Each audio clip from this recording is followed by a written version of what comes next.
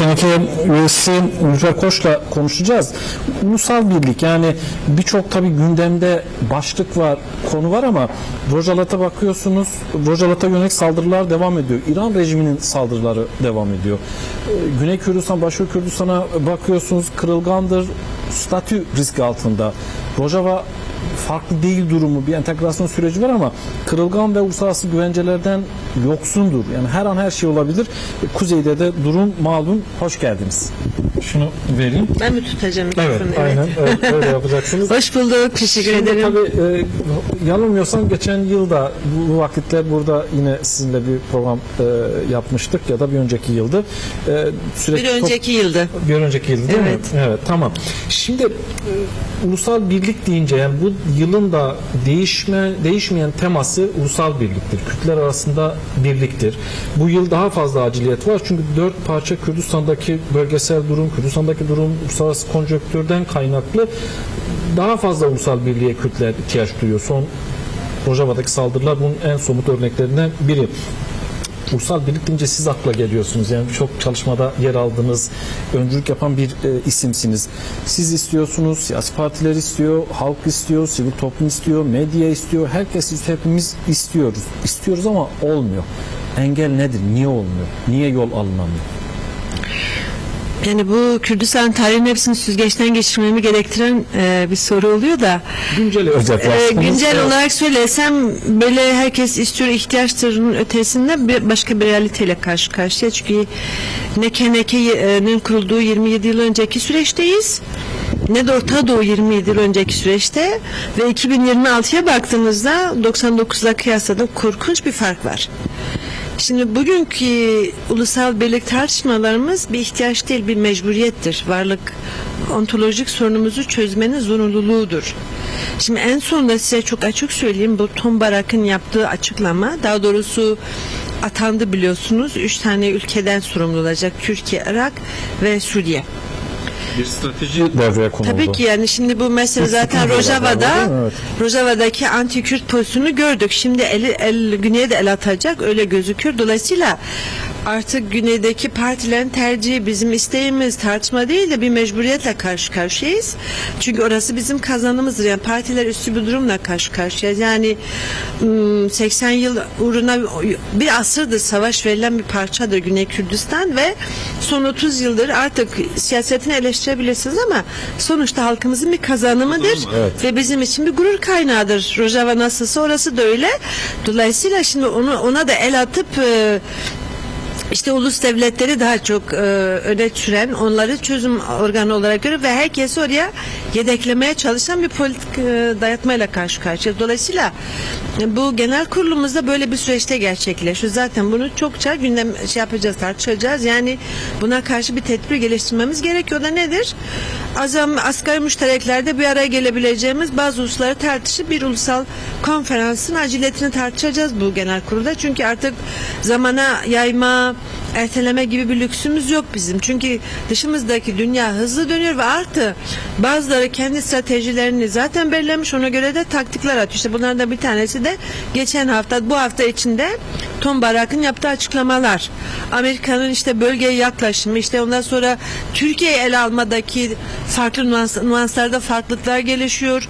Bazıları halen Erdoğan rejiminin daha da merkeziyetçiliğe teşvik ediyor. İşte Avrupa'nın bazı ülkeler, diyelim İngiltere'nin 23 Nisan'da Türkiye ile yaptığı anlaşma, stratejik anlaşma diyorlar buna. Ardından 14 yıl ardından Almanya gitti, stratejik bir anlaşma yaptı. Sonra Belçika gitti, bir anlaşma yaptı. Kraliçe 500 kişilik bir orduyla gitti oraya. Savunma Bakanı, Dışişleri Bakanı, 500 de iş adamıyla gittiler. Şimdi bunlar hepsi bir değişimdir. Bunlar bizi ilgilendiren Türkiye ile alakalı. Türkiye'de de yürüttüğümüz bir süreç var. Şimdi biz Kürt sorunun çözümü üzerinden demokrasi yaparken bazıları kendi çıkarı ve rekabet savaşlarından dolayı bizim aslında aşmak istediğimiz bir rejimin ömrünü uzatmaya çalışıyorlar. Şimdi bütün bunlar ulusal sorundur bizim açımızdan. Çünkü biz halkımızın varlığını yasal çerçevelerde garantiye kavuşturmak istiyoruz. Türkiye'deki yasaların değişmesi, Kürt halkının eşit haklara sahip olarak kendisini ifade etmesini Türkiye'de isterken tersi bir yaklaşım açığa çıkıyor. Şimdi bütün bunlar nasıl diyelim, bizi bir çözüme zorluyor. Onun için farklı bir süreçteyiz, farklı bir Zorunluluklar meselesi. İsterseniz su içebilirsiniz. Bu zorunluluklar meselesi dediğiniz artık bir tercihten çıktı, bir zorunluluğa dönüştü. Birkaç gün önce Yeneke'nin kuruluş yıl dönümünde Bafıl Talabani'nin bir açıklaması oldu. Yani 50 milyon Kürdüz, artık bir ulusal birliğin olması gerekiyor. Bunun hayati önemli olduğunu söyledi. Çağrıda bulundu aslında bütün tarafları. Bugün KCK Dış İlişkiler Komitesi'nden de Talabani çağrısına bir yanıt geldi. Destekliyoruz dedi. Birkaç gün önce de bundan bağımsız olarak Talabani'den önceydi. Neçirvan Barzani siyasi çevrelere çağrıda bulundu. Ulusal birlik için bir araya gelmeliyiz ifadesini kullandı. Öncesinde de Mesut Barzani'nin bir açıklaması olmuştu ama daha çok Güney Kürdistan'ın siyasi taraflara çağrıda bulundu ama sonuç itibariyle bir araya gelmeliyiz ifadelerini kullandı. Bu defa farklı olacak mı? Yani bu işin kilitlendiği nokta Güney Kürdistan. Daha çok da KDP. KDP'de bir değişiklik bekliyor musunuz? Yani KDP'nin hani biz ulusal birlik çağrısı yaparken tabii her siyasi oluşumun içinde bulunduğu şartları gözeterekten yapıyoruz. Hem zorlamamak açısından ama karşılaşacakları zorlukları da önlemek açısından çözüm önerisi sunuyoruz. Mesela şimdi Güney Kürdistan'ı ele alırsak hem İran Savaşı sürecinde çok ağır darbeler aldı. Halen her gün oralarda bulunan Doğu Kürdistanlı karargahlar bombalanıyor ve bu zorlayıcı oluyor. İkincisi, Amerika'nın İran Savaşı'nda bir ısrarı söz konusu. Bu ister istemez Güney Kürdistan'ı etkileyecek. Hem YNK hem KDP'yi. Şimdi orada taraf olmamak için de diğer Kürt partilerle ortaklaşması onların faydasınadır.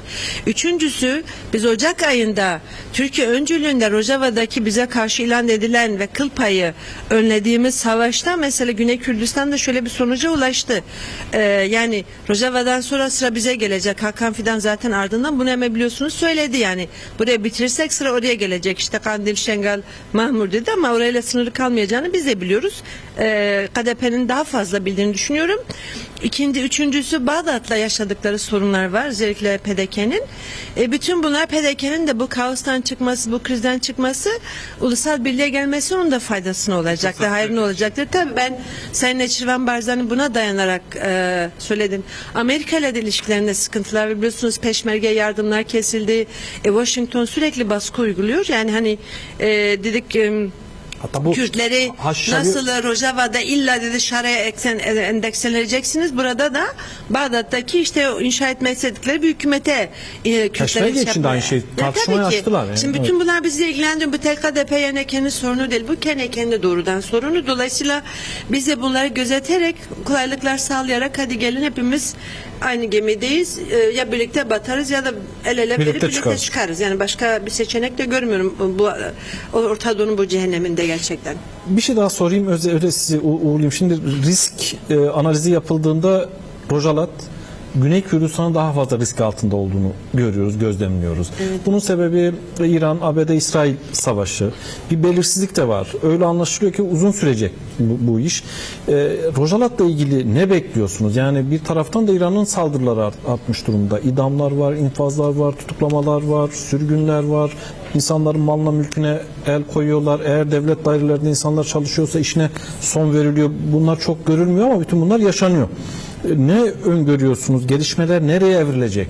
Bu durumda Kürtler özellikle Rojalat'a ya da Güney Kürdistan'a nasıl sahip çıkabilirler? Tıpkı geçmişte Rojava'ya sahip çıktıkları gibi. Şimdi zaten Kuzey Kürdistan'da sorunları tartışarak diyalogla çözme gibi bir girişim var. Önder Apo öncülüğünde Kürt hareketi olduğu gibi arkasına destekliyor. Doğu Kürdistan'da da Kürt siyasal hareketler işte birleşerekten biz diyalogtan yanayız diyerekten savaşa dahil olmayacağız dediler. Bu çok önemli bir şey. Fakat bizim Kürtler olarak yani 60 milyon Kürt olarak bizim bu süreçte bir hamle ihtiyacımız var gerçekten. Şimdi bir genel kurulda da zaten biz bir proje sunacağız.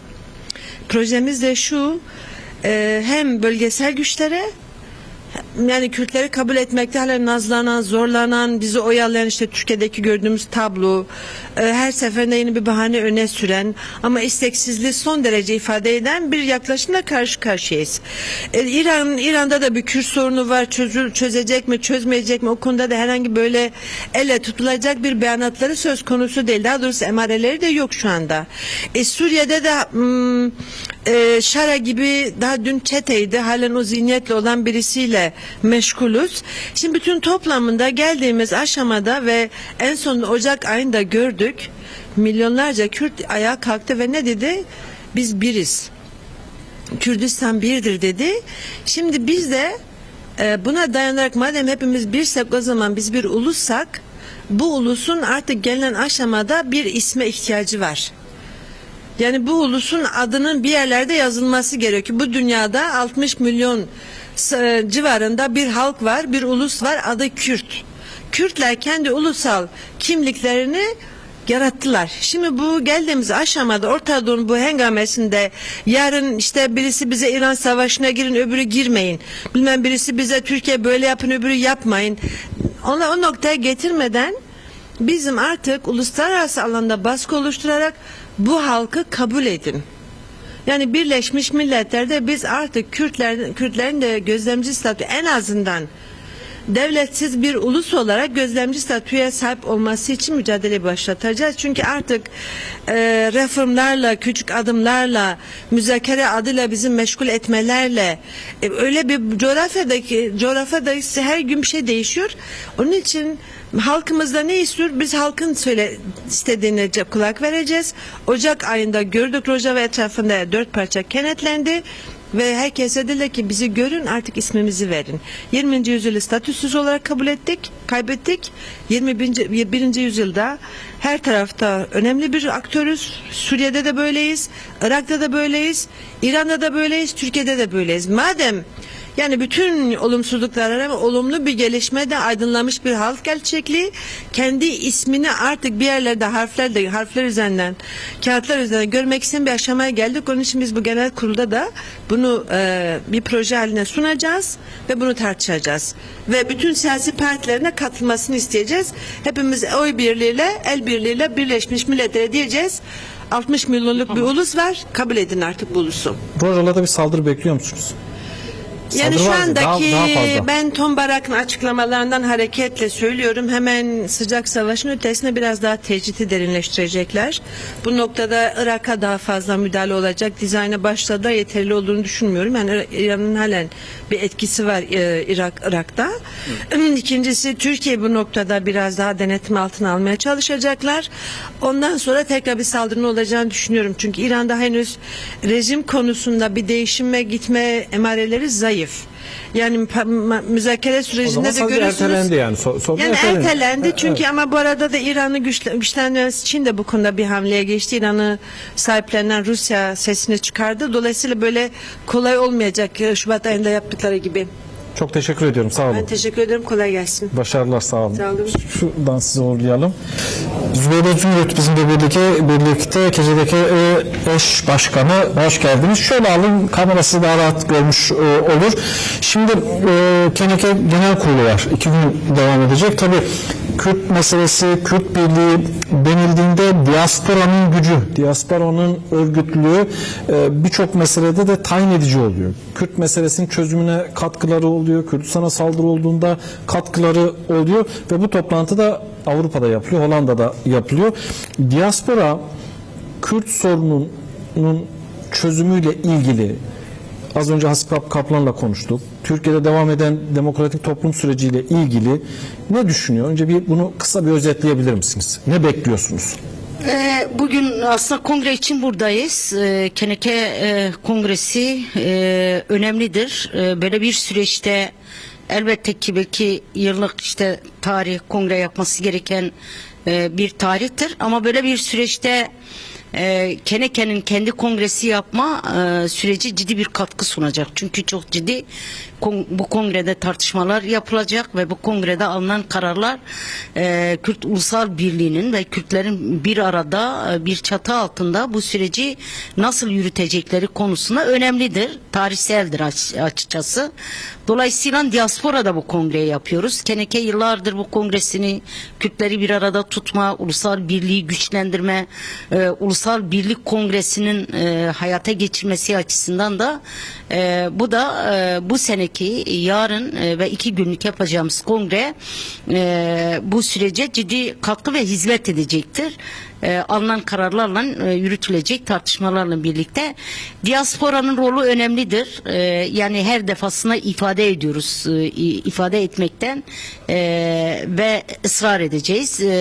Binlerce Kürdün, Kürdistanlıların diasporada işte ta 60'lerden daha önceki tarihlerden günümüze kadar sürgün edilen, göç alan bir Avrupa'dan bahsediyoruz ve diasporadan bahsediyoruz.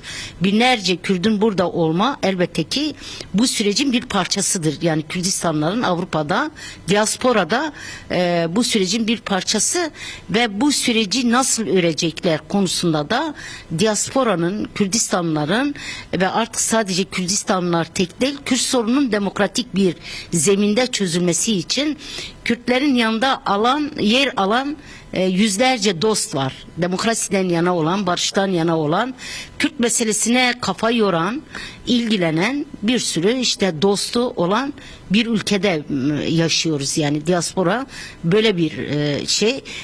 Dolayısıyla yani diasporanın yapılan ilk çağrıdan itibaren aslında geçmişte de 93'te de 2000 yıllarda önderliği getirip Türkiye teslim ettiklerinde de diaspora ciddi rolünü oynadı. 93'te de ciddi rolünü oynadı.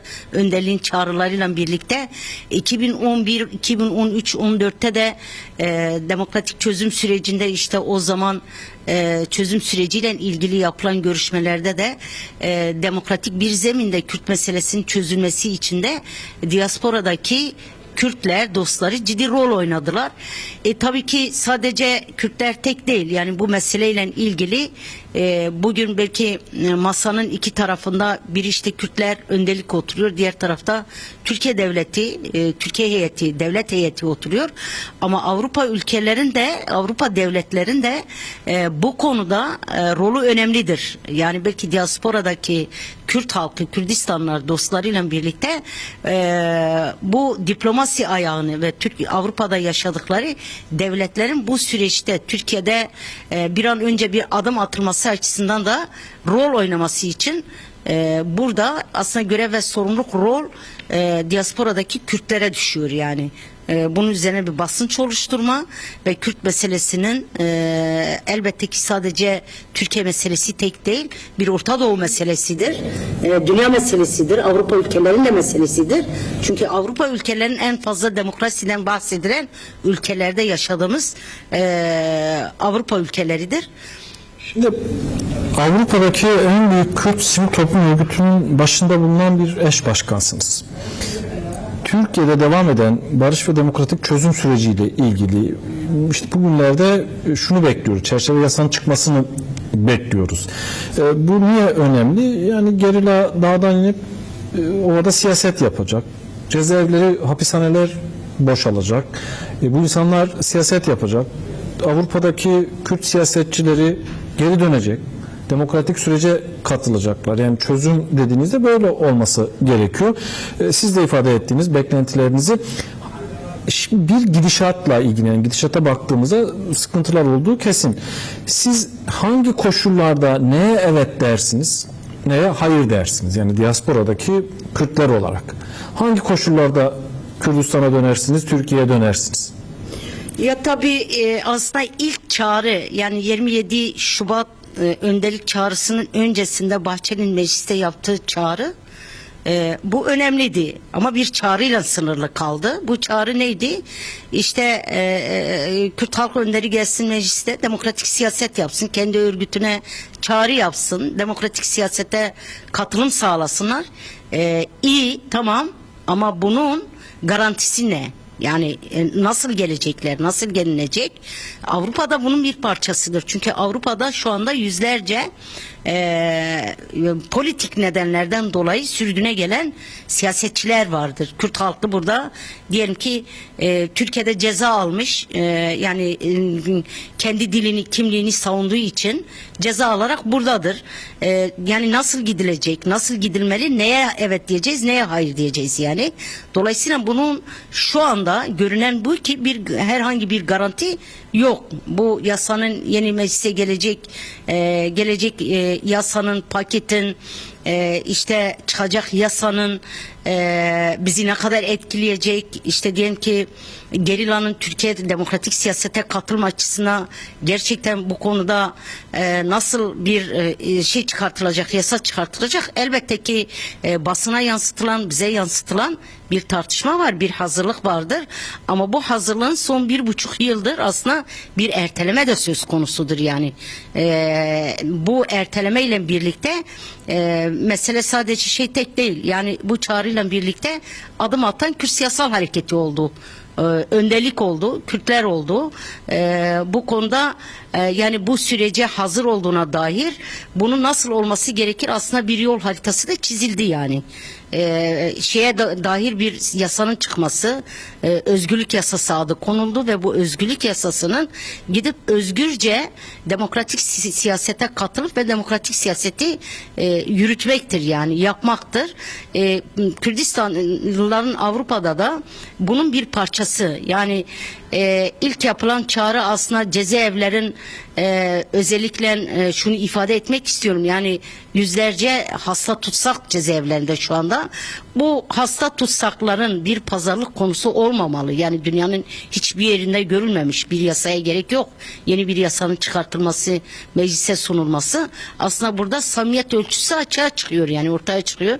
Yüzlerce siyasetçinin hala işte diyelim ki cezaevinde bir partinin eş başkanları, belediye eş başkanları, milletvekilleri, kadın aktivistleri yani cezaevlerinde ve işte diyelim ki partinin parti meclisinde görev alan, parti çalışmasını, siyasi partinin çalışmasını yürütülen yüzlerce arkadaşımız hala cezaevinde. Yani bu konuda yasaları beklemeden 27 Şubat Ama yani Yasanın çıkmasını konuşuyoruz. Evet. Dolayısıyla hangi koşullarda evet dersiniz? Tamam bu yetiyor, gideriz. bu konuda bu yasanın çıkması gerçekten şu şekilde, diyelim ki bir sürü cezası olan, daha da silahını bırakan, işte gelip siyasete katılması gereken 4 parçada, cezaevi de, diasporada yani silahlı mücadelede yer alan bütün herkesin gelip bu anayasal, evet, ayrımsız anayasal güvencesi altına alarak ve bu insanların önüne açılması gerekir. Demokratik siyaset yapın. Demokratik siyaset alanı oluşturması gerekiyor. Hepimiz demokratik siyasetin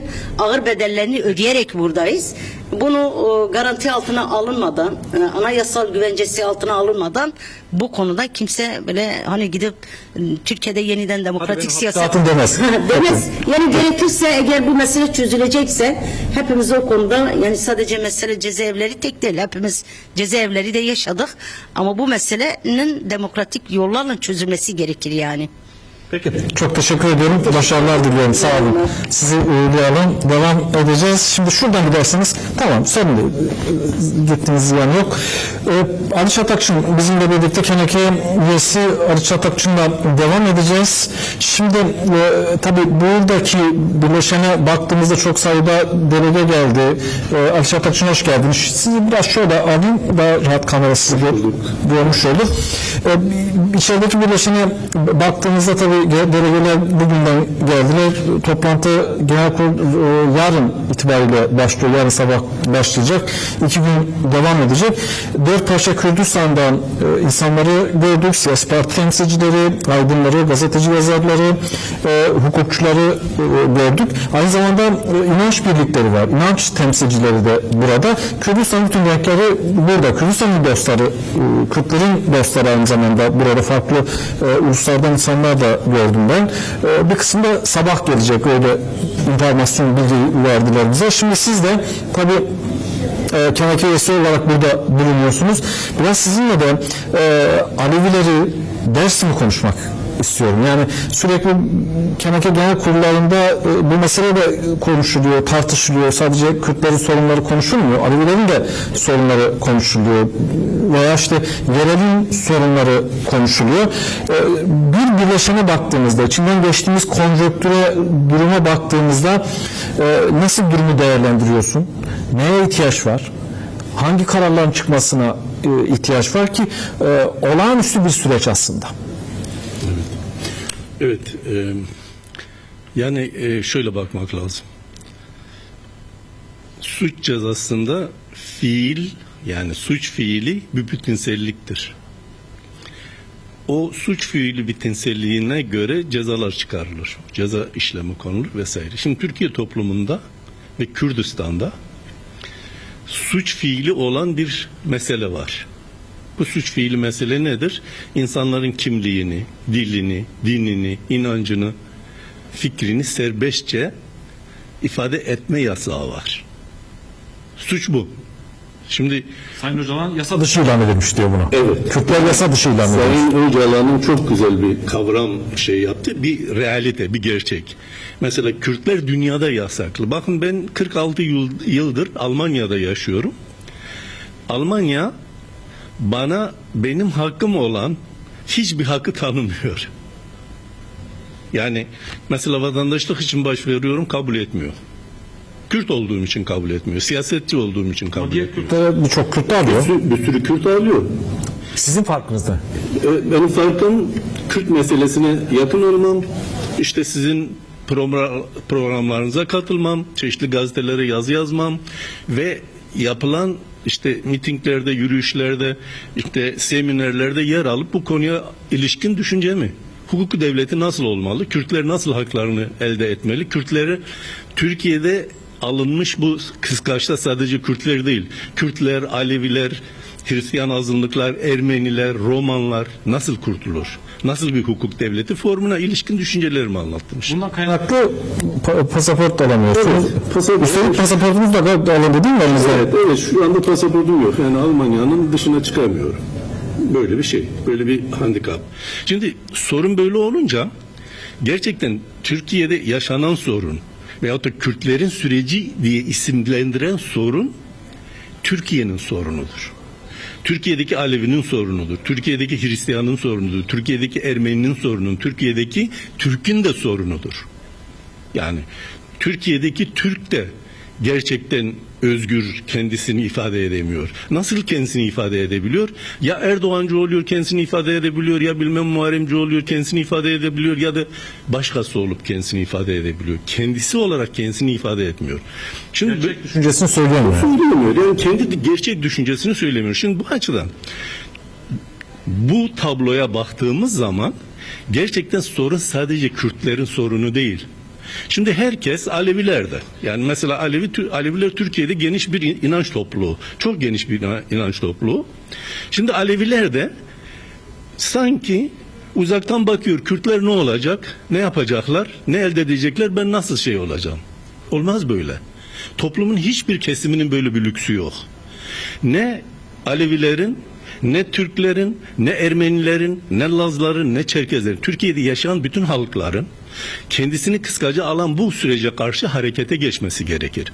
Ayaklanması gerekir. Silaha sarılması gerekmiyor. Sivil toplum olarak itaatsizlik yapması gerekir.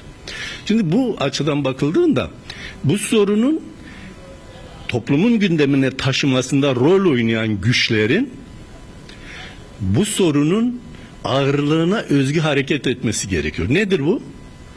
Şimdi Sayın Öcalan bu sürecin bir tarafı mı? Hani siz dediniz nasıl yasalar olur, geri gitmek gerekir, nasıl yapmak gerekir? önce konumuz Buza sormuştum. Evet. Sormuştunuz konunuzda, onu dinlemiştim. Şimdi nasıl bir yasa yürütülen sürecin muhatabı, sözcüsü, müzakerecisi olan kişinin konumuna gösterdiğin yaklaşımla alakalıdır. Şimdi Öcalan'a yaklaşımı hala esir tutacaksın, hala şeyi altında tutacaksın, hala suçlu statüsünde tutacaksın. Toplum nasıl özgürleşebilir? ya da nasıl Nasıl inanır? Şimdi eğer Sayın Öcalan'ın bu statüsü ortadan kaldırılırsa, onun müzakere statüsü topluma tanınırsa, anlatılırsa, o zaman hepimizin dönüp gitmesinde bir sorun kalmayacak. Şimdi tarih böyle bir şeydir. İster hoşumuza gitsin, gitmesin. Tarih zaman zaman bir kişinin şahsiyetinde kitlenmiştir. O kişinin şahsiyetindeki sorunların çözülmesi toplumun önünü açmış, tarihin önünü açmış, akış vermiş. Yani mesela Güney Afrika'yı düşünün yani. Apartheid rejiminin oradaki demokratik adımları atarken Sayın Mandela'nın hapisliğini, onun esaretini ortadan kaldırmakla başladı. Yoksa açılmazdı, o süreç açılmazdı, ortaya çıkmazdı. Ve o Gandhi'yi düşünün. Yani Gandhi'nin Hindistan'da yürüttüğü mücadelenin muhatabı olarak alıp masaya oturup konuşmasaydı o sorun çözülmezdi. Şimdi Türkiye'de tıkanıklık haline gelmiş. Türkiye uluslararası sahada da şimdi şey var, uluslararası bir konjüktür var. Türkiye zannediyor ki bunda faydalanacak. İnanın faydalanamaz. Bu sorunlar Türkiye'yi uluslararası sahada da boğuntu haline getirmiş, boğmuş hale getirmiş. Ona buna muhtaç etmiş. Ona buna etek öpmeye getirmiş. Türkiye'de bu sorunlar ortada kaldığı zaman, çözüldüğü zaman, Kürt sorunu çözüldüğü zaman, Alevilerin sorunu çözülür. İnanç sorunları çözülür, azınlıkların sorunları çözülür. Ama bütün bunların olması için de Alevilerin, azınlıkların, diğer farklılıkların mücadele etmesi gerekir. Ortak bir demokrasi ittifakı kurulması lazım. Evet, ortak bir demokrasi ittifakında bu sürece karşı çıkması Çünkü lazım. şöyle bir durum da olmuştu. Bu CHP'ye kayyum meselesi işte gündeme göre mutlak buluttan atandığı zaman Sayın Öcalan'ın görüşü de kamuoyuna yansıdı. Kürt Halkı'nda Abdullah Öcalan bunun bir demokrasi meselesi olduğunu söyledi. Yani demokrasi yoksa dediğimiz işte o olmuyor. Evet yani burada ortak payda demokrasi ise peki Aleviler neler yaşıyor onu da biraz isterseniz bahsedin. Nasıl bunun parçası hale gelebilirler? Bu konuda ne yapacaksınız? Yani şimdi özgün bazı şeyler söylemek lazım. Mesela Dersim hani Aleviliğin bir şekilde de menbaası, kaynağı filan olarak düşünülüyor. Şimdi Dersim'de devletin yaptığı bütün baskılara rağmen Dersim kendi toplumsal hafızasını korumaya çalıştı. Neydi bu? Bu Ziya-ı Diyar dedikleri, Hardı Dövres dedikleri, Pir Rayber dedikleri bir canlı organizmaları var. Yani tarihten gelen bir şeydir. Bu toplumu birbirine bağlıyor. Mesela bu süreç başladığı zaman Dersim'de de çok olağanüstü durumlar gelişiyor. Mesela pirler toplantısı yapıyor. Pirler toplantısına vali öncülük yapıyor. Mesela Dersim'in hafızası, tarihi hafızası olan Düzgün Baba Dağı'nda kazılar yapılıyor. Mesela Maraş'ta Elif Ana türbesine saldırılıyor. Bunlar tesadüfi şeyler değil. Şimdi Alevi toplumunun bunu görmesi lazım. Yani bir sistematik baskıyla mı karşı karşıya? Evet, bir sistematik baskı. Bu sistematik baskı fiili olarak, fiziki olarak insanlara fiziki olarak yönelmiyor ama düşünce sahasında yöneliyor, hafıza sahasında yöneliyor. Çünkü bir toplumu yok etmek isterseniz onun hafızasını önce yok edeceksiniz. Yoksa onu öldürmekle bitiremezsiniz. Mümkün değil yani bu. Dolayısıyla Dersim'de veyahut da Alevilikte devletin bir direk içinde olması gerekmiyor. Kendisinin olması gerekmiyor. Kullandığı şeyler vardır. Yani kullandığı araçları çok var. Dersim'de düşkünler de var. Yani Alevi kökenli düşkünler de çok vardır. Kullanabiliyor bunları. Bunların eliyle bu hafıza dağıtılmak isteniyor. Sosyal çürümeden söz Bu ediyorsun. da evet yani bu da Alevilikteki sosyal çürümenin yüzüdür. Yani Örgütsüz olunca mı böyle oluyor bu? evet. Örgütsüz ve atıl kaldığın zaman böyle oluyor. Yani kendi gerçek mücadele sahana sahip çıkmadığın zaman böyle oluyor. Mesela eskiden biri bir ziyarete hakaret etseydi toplumda o öldürülmezdi ama lanetlenirdi. Peki nasıl giderilir? Onu da söylerseniz öyle vurgulayalım sizi. Yani Büyük bir sorun. Biliyorum. Evet yani bir kere bütün toplumun bu sürece sahip çıkması lazım. Toplumsal baskı mekanizmalarını oluşturması lazım. Sivil baskı mekanizmalarını.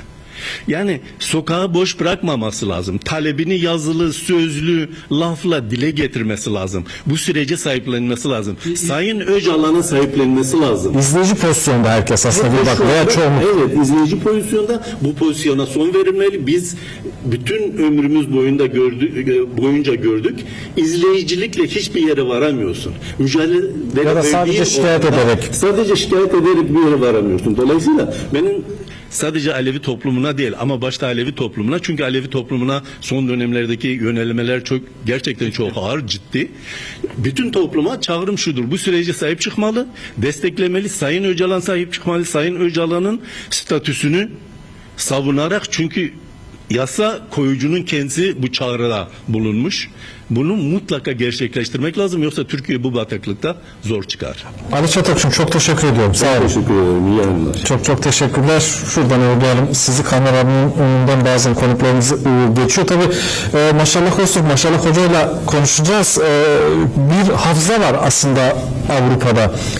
Kürt özgürlük mücadelesinin tarihinde belirleyici olmuştur. Sürekli Avrupa ülkeleri belirleyici olmuştur. Kürdistan çok yerinde olduğu gibi burada da ağır bedeller ödenmiştir. Maşallah hoca hoş geldiniz. Şöyle alayım ben sizi.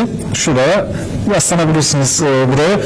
Hoş geldiniz. Uzun bir aradan sonra burada bu ekranlarda sizi konuk etmek bizim için onur verici bir durum. Teşekkür ederim. Sağ olun. Şimdi bu tür platformlarda ancak bir araya gelebiliyoruz. Avrupa'nın tabii önemli bir deneyimi var Kürt mücadelesinde. Onun bir sonucu olarak da burada yarın Keneke Genel Kurulu yapıyor. 27 yıl önce kuruldu. Sizin gibi tabii Kürt siyasetçilerin emeği çoktur burada. Bunu da söylüyorum.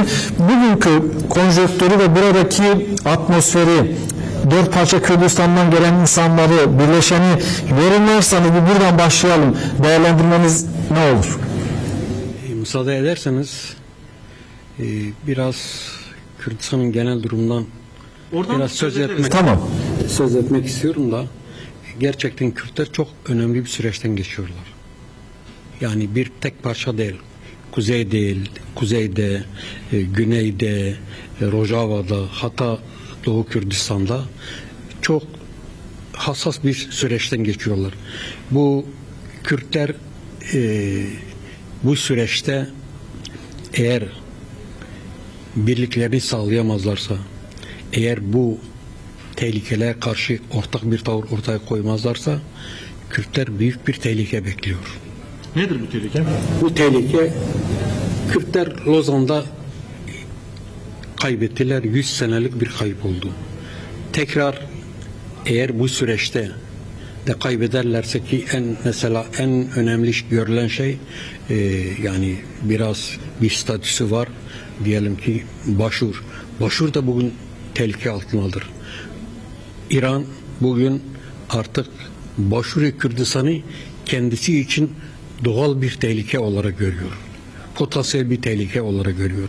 Ve onu yok etmek için de zaten şimdi elinden geleni yapıyor. Her gün dronlarla vuruyor. Her gün Kürtleri idam ediyor. Her gün tehdit ediyor. Rojava da bu anlamda tehlike altındadır ki en sözde bir statüsü olan bir parça. Diğer parçaların durumu daha da şeydir. Özellikle süreçte hala süreç kuzeyde devam eden süreçte bir takım belirsizlikler var. Durum nasıl olacak, nasıl olmayacak daha belli değil. Ne şey söyleyemiyoruz. Umut ediyoruz bazı iyi şeyler atılsın, iyi şeyler yapılsın. Fakat ne olumsuz şeyler de gelişebilir. Yine Rojava'da da hala yani pamuk ipliğine bağlı gelişmeler seyrediyor. Hala o özerk Kürt yapısının varlığını kabul etmiyorlar. Haklarını dil başta olmak üzere bir takım haklarını vermiyorlar. Askeri, siyasi anlamda bir sürü problemleri var. Orada da ne olacağı belli değil. Onun için bu süreçte Kürtlerin yapması gereken bir şey vardır. Kürtler ancak birlik olurlarsa, bir olabilirlerse bu olası tehlikeleri, ben şunu da demiyorum, Kürtler hemen birlik olurlarsa bir Kürdistan'ı kuracaklar, Kürdistan birlik Kürdistan'ı olacak. Ben öyle bir şey demek istemiyorum. Yalnız en azından bu zararları, bu tehlikeleri asgariye indirebilirler. Bir takım şeyleri kurtarabilirler diye düşünüyorum. Şöyle deniliyor, yani birçok Kürt siyasetçi şu konuda hemfikir. Bir varlık yokluk sürecindeyiz. Dolayısıyla hayatta kalma sürecindeyiz. Öyle bir kritik bir süreç. Yani uluslararası konjonktür durumu ve bölgesel gelişmeler bunu fazlasıyla geliştiriyor. Birinci ve İkinci Dünya Savaşı'nın dengeleri ortadan kalktı. Yeni dengeler oluşacak. Yeni şartlar, yeni koşullarda Kürtlerin de mücadele etmesi gerekiyor. Aslında Rojava'ya saldırı döneminde gördük. Kürtler bir birleşmiş. Bunu birazdan size sorular soracağım. Hatırlatıyorum genişken meselenin daha rahat anlaşılması için. Fakat Kürtler hayatın her alanında birleşti. Sokakta, meydanlarda, Avrupa'da, dört parça Kürdistan'da halkla ilgili bir sorun yok. Bunun üzerine de Sayın Karayılan dedi ki halkımızın talebi bizim için talimattır. Yani ulusal birlik için. İş gelip Kürt siyasetine dayanıyor. Kürt siyasi partilerine dayanıyor. Deneyimli bir isim olarak zorlukları çoktur. Ama imkansız da değil. Bu nasıl aşılır? Yani halkla ilgili bir sorun olmadığı ortada. Şimdi başta siyasi partilerin kendilerine bu anlamda bir çeki düzen vermeleri gerekir. Şimdi son günlerde duyduk Güney Kürdistan'da ulusal kongre isteyen partiler var. Ulusal kongre isteyenler. Lideri açıklamada bulundu, evet. Çağrıda bulundu. Yine KDP lideri de Kürtlerin birliğinden bahsetti. Birlik Barzani de aynı şekilde, evet. Birlik olmaktan bahsetti. Şimdi bunlarla böyle fakat bunlar söyleniyor. Hatta şey de söylüyor, bunu söyleyelim. KCK de bunları söylüyor. Fakat ortada böyle ciddi bir adım yok. Maalesef adım atılmıyor. Bu olmadığı sürece açıklamaları havada kalıyor. Mesela diyelim ki Barzani buna önderlik yapabilir. Barzani buna ön ayak olabilir. Belki en büyük Kürt partisidir. İmkanları var. Kürt halkında Abdullah Öcalan çağrıları da vardı. Tabii ona demiş. Hayat da gönderdi. Sen kongreyi topla, başkanı ol, 2 tane yardımcı da kendin seç. Bundan başka çek mi verilir? Bundan başka imkan mı sunulur? İşte bu diye görülüyor ki bunlar lafta kalıyor. Daha önce de söylendi. Maalesef Kürtlerin sorunu budur. Adım atma, pratik alma. Diğerleri hepsi havada kalıyor. Havada kalıyor. Bu anlamda eğer sizin de belirttiğiniz gibi eğer Kürtler gerçekten bu Kürtler için ölüm kalım savaşıdır bu savaş. Kürtler bu savaşta yenilgiyle çıkarlarsa bir 100 yılda kaybederler. Belki daha da fazla. Belki de daha da fazla. Şimdi Önder Apo Kürtler için bir şey kurtarmaya çalışıyor. Fakat Türk devleti de yani adım atmıyor. Adım atmada böyle sürece yayıyor. Adım atayım mı atmayayım mı ikilemde Kürtleri bırakıyor. Bu anlamda işte Kürtler hem Türk devleti üzerine baskı oluşturmak hem de Orta Doğu'da diğer devletlere karşı Kürtlerin bir olduğunu göstermek için Kürtlerin bu süreçte olmazsa olmaz bazından birlik olmaları gerekiyor. Başka şansları yoktur. Kaybedecekler, büyük kaybedecekler. Herkes kaybedecek. Kimse şey yapmasın. Kimse şunu şey yapmasın. Bak şunu görmek gerekir. İran başvuru kendi geleceği için artık bir tehlike olarak görüyor. Potansiyel bir tehlikedir benim için diyor. Bunun için hala dövüyor. Bak Amerika İsrail savaşı yahut da Amerika-İran savaşı zaman zaman da de orada biraz durgunluk var. Fakat Güney Kürdistan'da yönelik saldırılarda bir durgunluk yok. Ateşkes ilan edildi. Güney Kürdistan veya Kürtler ateşkes kapsamı dışında tutuldu. Evet. İran bunu yapıyor. Evet, İran yapıyor bunu işte. Yapıyor bunu. Niye yapıyor? Kendisinin tehlike görüyor. Onun için de Kürtler başta olmak üzere her parçası tehlike altındadır. Tek imkan var, tek imkan. Yani o da her şey, yani Kürtlerin birlik olmasıyla her şey kurtulacak anlamına da gelmiyor. Fakat bazı şeyleri kurtarabilirler ve en azından tarihe karşı bir sorumlulukları yerine getirmiş. O zaman yani belli ki siyasi partilerin angajmanları, bagajları bugün bu adımları atması önünde engel. Bir takım farklı sebepler. Daha çok da mesele öyle anlaşılıyor. Güney Kürdistan siyasetinde düğümleniyor, kilitleniyor. Bu durumda sivil toplum örgütleri, halk, medya, akademi ne gibi baskılar oluşturabilir siyasi partiler üzerinde? Açıklamalardan çıkartıp somut adıma dönüşmesi için. Şimdi maalesef ben bunu şunu da söylemek istiyorum. Bizim sivil toplum örgütleri dediğimiz kesimler de bağımsız değildir. Bir yerlerine partilere bağlıdırlar. Onun için onlar da bizim böyle Kürt aydınları da bağımsız Kürt aydını, bir Kürtlerin Jean Paul sırası yoktur. Jean Paul satır yoktur. Bir partiye bağlanıyor, bir partinin çıkarları doğrultusunda konuşuyor, çıkarları doğrultusunda hareket ediyor. Halbuki öyle olmaması gerekir. Aydınlar doğruyu söylemeli. Aydın taraf değildir. Aydın gördüğü şeyi doğru söylemesi gereken bir durumlar. Bazı sivil toplum örgütleri öyledir. Halk aslında kararını vermiştir. Halk kararını vermiş. Halk birlik istiyor. Daha önceki deneyimlerde gördük. Ya Rova döneminde gördük, Nevroz'da gördük, daha sonra da gördük. Kürt halkında problem yok. Problem siyasi partilerde, siyasi partilerin sorunlarındadır. Bu siyasi partilerin sorunların bu tutumu sivil toplum örgütlerinde, sivil toplum örgütleri dediğimiz toplumları da bir yönüyle etkiliyor. Tesiri altına kalıyor, tavır koyamıyorlar.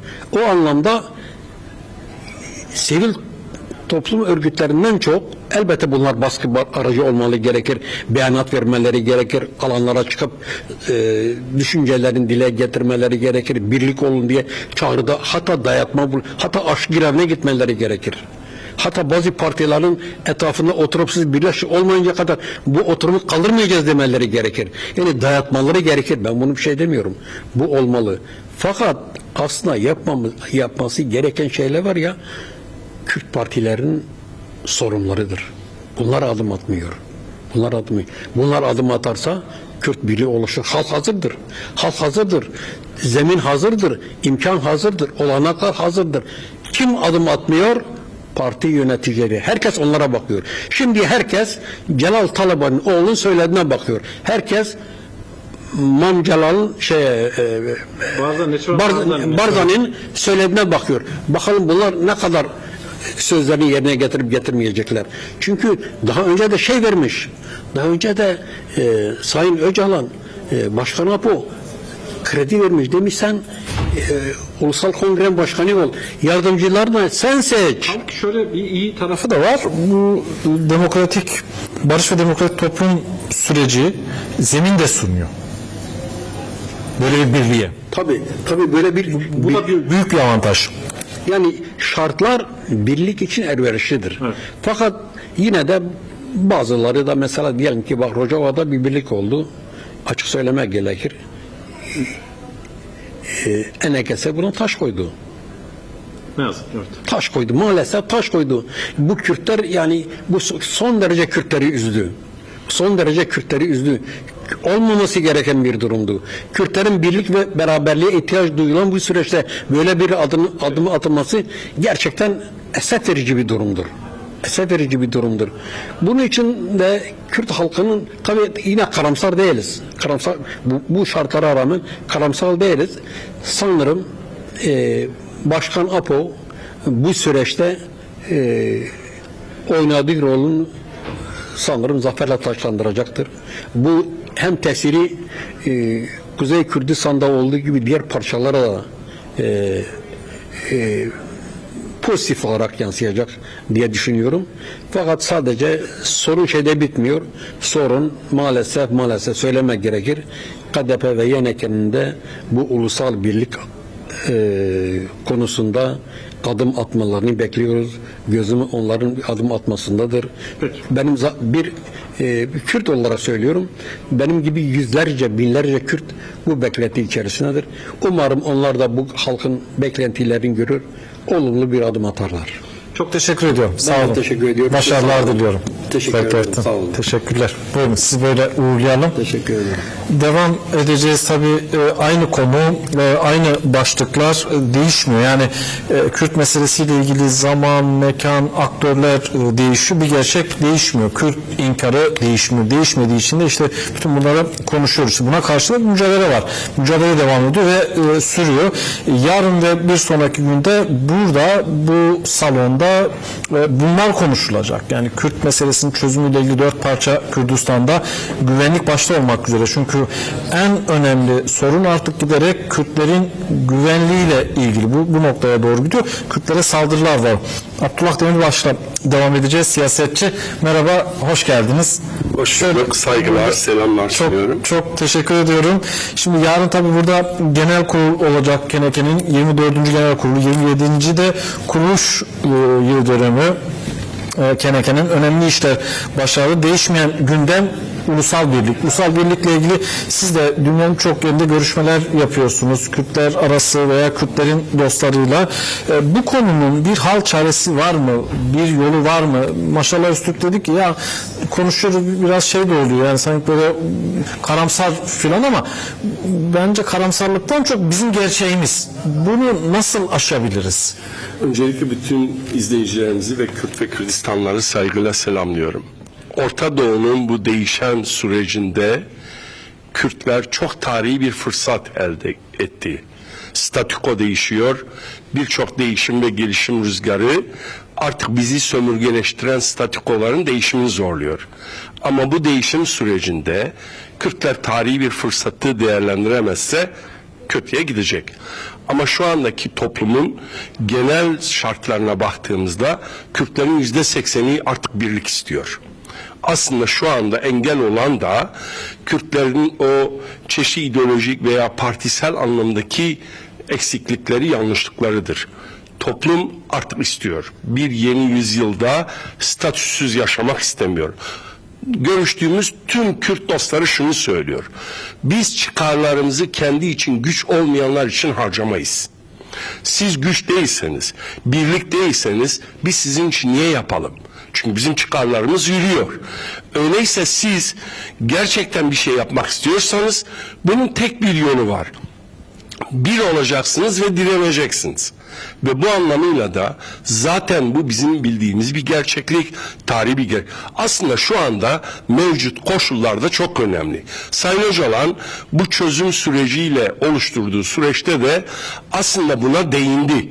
Sayın Barzani'ye ve diğer Kürt partilerine, önderlerine gönderdiği mektupta da bunu açıkça çok ifade ediyor.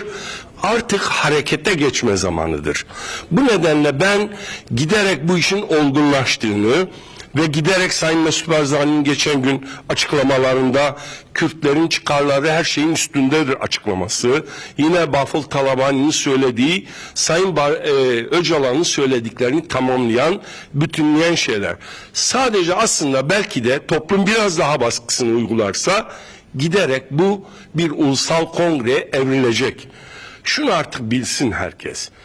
Kürt ve Kürdistan çıkarları bütün partilerin, ideolojilerin, aşiretlerin, bölgelerin üstündedir. Eğer biz bu birliği yaratamazsak egemenler, sömürgeci güçler çeşitli yol ve yöntemlerle bizi parçalayacaklardı. İşte kimine diyor ki ben Zazayım, Kürt değilim.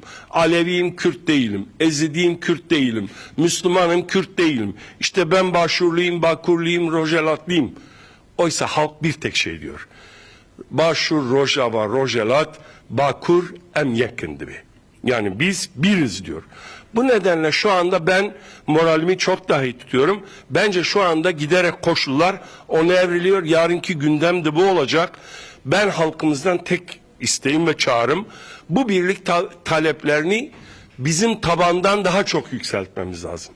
Aydınların, yazarların, sanatçıların veya işte kişiliklerin, kanaat önderlerinin, dini inanç önderlerinin mutlaka ve mutlaka herkesi birliğe davet etmeleri gerekiyor. Kim artık bunun gereğini yapmıyorsa bence tarihsel anlamda sorumluluğu görmelidir. Bu nedenle tabandan da zorlanmalı. Herkes kaybediyor. Tabii ki. Münver Koç'la konuştuk. Dedik ki yani artık ulusal birlik bir tercihten çok bir zorunluluktur. Tabii ki. Yani şunu unutmayalım. Bugün eğer birlik olmazsak Güney de kaybedecek. Şu anda karşı karşıya. Şimdi İran, Irak ne yapıyor? Diyor ki peşmergeleri bitireceğim. Şimdi 35 yıldır, 40 yıldır halen eğer biz orada peşmergeyi veya oradaki ikili durumu bütünleştirememişsek bizim eksikliğimizdir. Bu nedenle hiç kimse kendini güvende hissetmesin. Birbirimizi parçalayarak, yok ederek hepimizi yok edecek. Yoksa iyi Kürt, kötü Kürt yoktur. En iyi Kürt ölü Kürttür. Yani şunu unutmayalım. Biz Kürt ve Kürdistanlılar şunu bilmeliyiz. Bizim birlikten başka çaremiz yok. Yani başvurda ancak Herhalde şöyle- Rojava da bakın. Birlik deyince de herhalde şöyle mi anlaşılıyor? Herkes bir partide birleşecek, aynı Hayır. düşünecek. Şimdi demokrasi olgunluğu çoğulculuktur. Yani biz şunu söylemiyoruz. Bütün partiler bir olsun, bütün inançlar bir olsun, bütün görüşler bir olsun değil. Tam tersine çoğulculuk, çok farklı inançların, kültürlerin, kimliklerin, dillerin bir arada yaşadığı bir statüden bahsediyoruz. Biz Kürtler asla şunu düşünmüyoruz. Kürdistan coğrafyasında yaşayan bütün halklar bizimle aynı haklara sahiptirler. Ermeni, Süryani, Keldani, Yahudi, Hristiyan, Müslüman, Ezidi, bütün inançlar bizim için eşit ve özgür olacak. Yani biz birlikten kastımız tekleşmek değildir. Zaten bugünkü sorunların temeli tekleştirmedir. Birbirine benzeştirme, aynı, biz öyle bir Kürdistan'dan bahsetmiyoruz. Bir şey daha sorayım, öyle kapatalım, sizi uğurlayalım. Rojava, Güney, Kuzey, Doğu, tamam. Peki Avrupa'da artık Kürdistan'ın bir parçası, 5. parçası, ciddi bir deneyim, tecrübe var, örgütlük var. Son dönemlerde sizinle birlikte çok sayıda da Kürt siyasetçi burada. Bu potansiyel yeteri kadar Kürt mücadelesine, Kürdistan mücadelesine, ulusal birliğe kanalize ediliyor mu? Bu konuda çalışmalar ve çabalar var ama yeterli değil. Bu konuda bence daha önemli noktalarda adımlar atılmalı. Bu konuda bence Avrupa'nın daha çok inisiyatif alması gerektiğine inanıyorum. Çabaların daha da yoğunlaştırılması lazım. Hatta burada oluşturulacak çok önemli bir komiteyle böylesi bir diyalog komitesi de oluşturulabilir. Ayrıca benim bir başka somut önerim var. Oluşturulacak bir komisyonla Kürtlerin ortak taleplerini belirten 10-15 tane madde bütün lehçelerde ve İngilizce yazılmak üzere 20 milyon 30 milyon Kürt'ün imzasını açalım. O zaman görelim ki Kürtler ortaklaşa ne istiyorlar? Bunu yarın gündeme getirelim. Bence olabilir, olmalıdır da. Ayrıca bir musibet bin nasihattan iyidir. Rojava'da yaşadıklarımız, şimdi güneyde yaşayacaklarımız, hatta Rojava'da yaşadıklarımız bunu gösteriyor. Bu nedenle birlikten başka çaremiz yok. Tarihi bir zorunluluktur. Saygılar sunuyorum. Çok teşekkür ederim. Sağ olun. Başarılar diliyorum. Sağ olun. Çok çok teşekkürler. Devam edeceğiz. Yavaş yavaş da tabii yayınımızın sonuna gidiyoruz ama yayının sonuna girerken bir gerçek değişmiyor.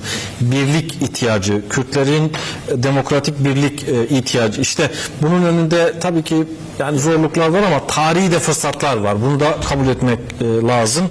Artık bütün dünya, küresel güçler veya bölgesel güçler, kimin ne hesabı varsa Kürtleri hesaba katmadan olmuyor. Herkes Kürtleri hesaba almak zorunda, dikkate almak zorunda. Fakat Kürtler güçlü olursa bu tablo çok daha farklı olur. Seyit Rıza Dersimi, hoş geldiniz. Hoş bulduk. Uzaktan geliyorsunuz, Amerika Birleşik Devletleri, buyurun. Sağ olun. Şuradan.